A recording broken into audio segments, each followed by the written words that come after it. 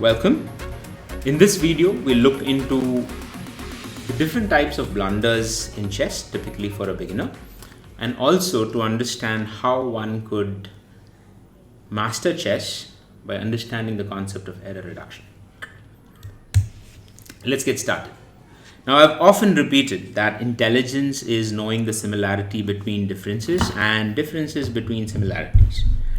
So if I take two of them, novice and a master, a chess master, and see what are the similarities and differences, one could start with saying that both of them were once unaware of the game, which means both of them were once a beginner. They're both humans, and probably we can look into many more similarities, but I think you get the idea. Let's focus on the differences. So I would say that a novice has very little chess knowledge, a master is very knowledgeable in the game. Novice has a high error rate and a master has extremely low error rate. Now you can see the contrast, the difference between a novice and a master, and now you can think about bridging the gap. In other words, if you know the starting point and if you know the end point, connecting them could give you a path towards this journey, to understand the process in which you can move from a high error rate to a low error rate.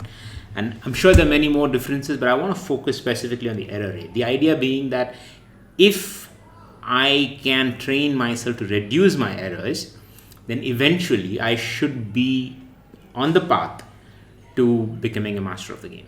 So how does one reduce the errors? There's a saying, 2 eyes to look, 1 eye to see. It means that in chess, everybody can look at the chessboard, but very few people can see what's happening. Because chess constantly has a lot of undercurrent in any position. Everybody can look that there is a bishop and a rook, but it takes visualization to actually say that, hey, there's a checkmate in one move, or there's a checkmating threat that one needs to deal with, right? So this is about opening the mind's eye. Now, one of the biggest characteristic of a novice is that their mind's eye hasn't yet opened with respect to chess. They can look at the board, but they don't see what are the undercurrents that's present. To make this clear, I'm just going to define 3 types of blunders that typically happen because one is not able to see the position. They're looking at it, but they're not seeing it. And these are the 3 errors that happen for pretty much every novice of the game. Okay, and these are king's landmine, hanging king, king's VIP, and there's also a kind of error that comes with special rules, which typically, it's a teething problem that eventually evaporates. And the thing about these errors, the novice blunders, is that they're all deemed illegal. They are not allowed as per the rules of chess. So if you were to play in a tournament and make one of these blunders, then you will be disqualified. But if you play on an online platform, most likely the engine, the software is not even going to allow you to make this blunder.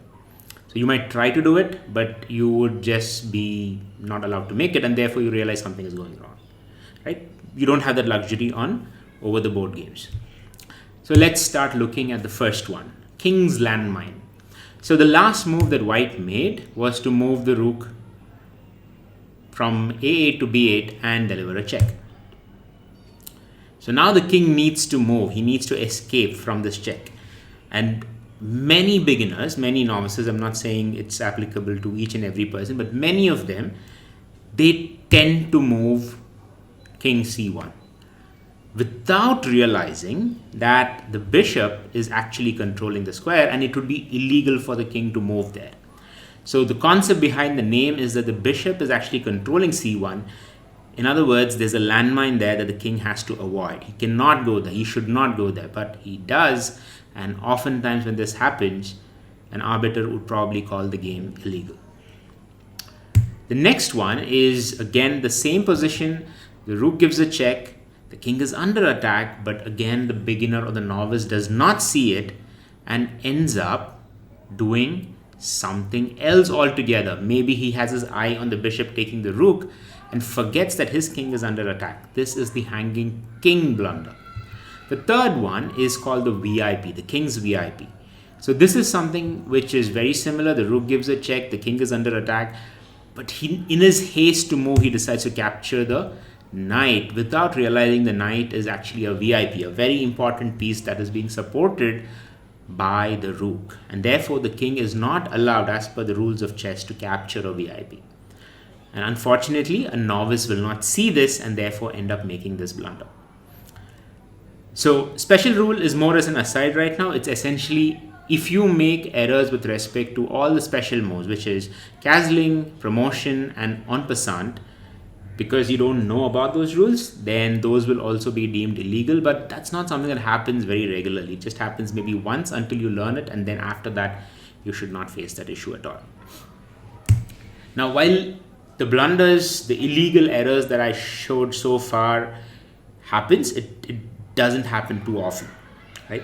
What happens more often is when it goes a level above, where the threat is not about illegal moves, but rather moves that tend to be errors which affect the game.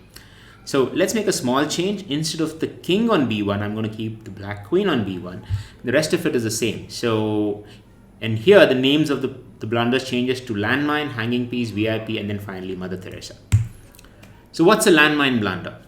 So the rook moves, attacks the queen, and the queen wants to escape. He knows that the rook is attacking the queen. He wants to escape, and he decides to go to c1 without realizing that there is a landmine from the bishop, which means this will lead to a definite loss of the game. This is something that happens with many beginners, where they see a piece under attack and they move to a square that is a danger zone. That's not safe for them, and therefore end up losing pieces.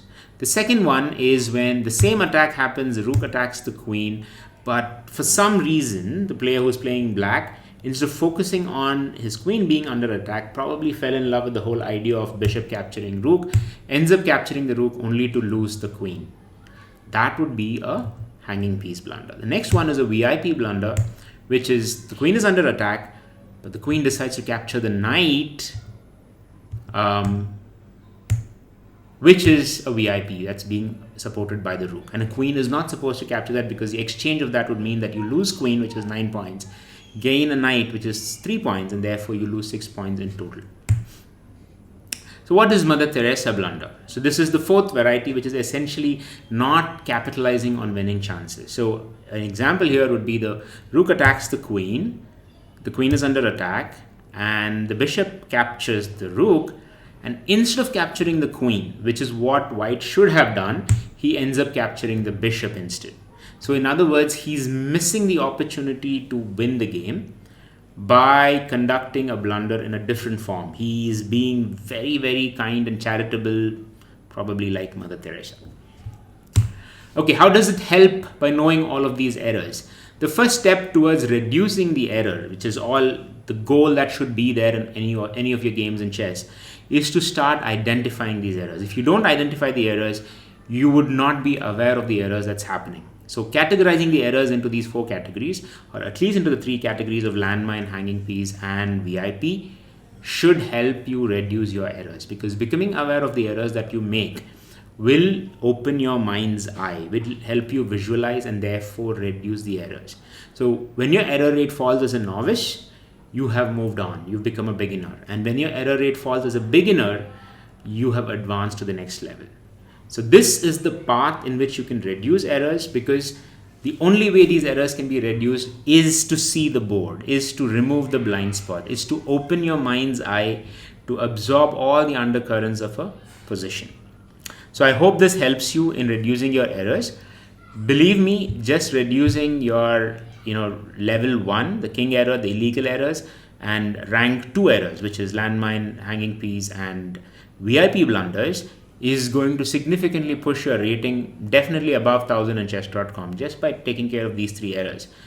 And then you start making errors of a higher caliber, which I shall cover in one of the future videos.